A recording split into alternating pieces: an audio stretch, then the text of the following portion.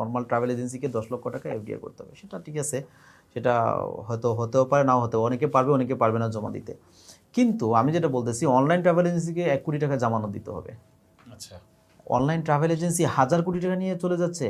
এই যে ফ্লাইট এক্সপার্টের ব্যাপারে 300 কোটি টাকা, 400 কোটি টাকা, আবার কালবেলার আমি কয়েকটা নিউজ দেখলাম যে এক জায়গায় বলতেছে 300 কোটি টাকা, এক জায়গায় বলতেছে 4 থেকে 5,000 কোটি টাকা।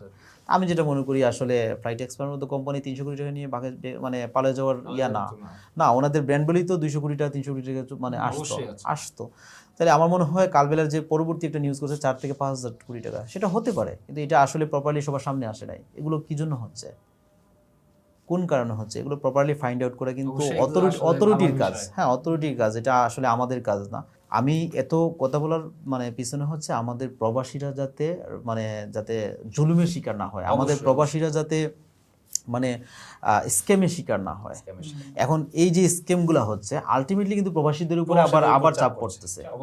দেশের রিজার্ভ চলে যাচ্ছে, হাজার হাজার কোটি টাকা বিদেশে পাচার হচ্ছে।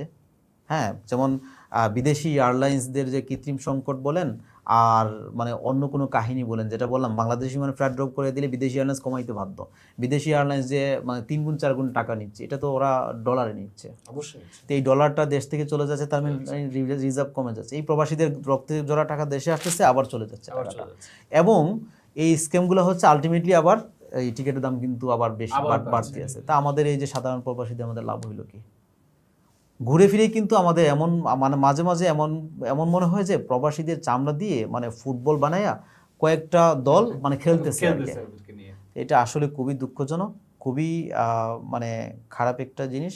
আমরা আসলে যথাযথ কর্তৃপক্ষে, বিশেষ করে বর্তমান গভর্নমেন্ট যারা আছেন, যারা করতেছেন, সংশ্লিষ্ট মন্ত্রণালয়ের উপদেষ্টা, ওনারা আসলে অনেক আমি যেটা বুঝি অনেক আন্তরিক। ওনারা মানে কিছু একটা করতে চাচ্ছে, প্রপারলি গাইডলাইন পাচ্ছে না আর কি।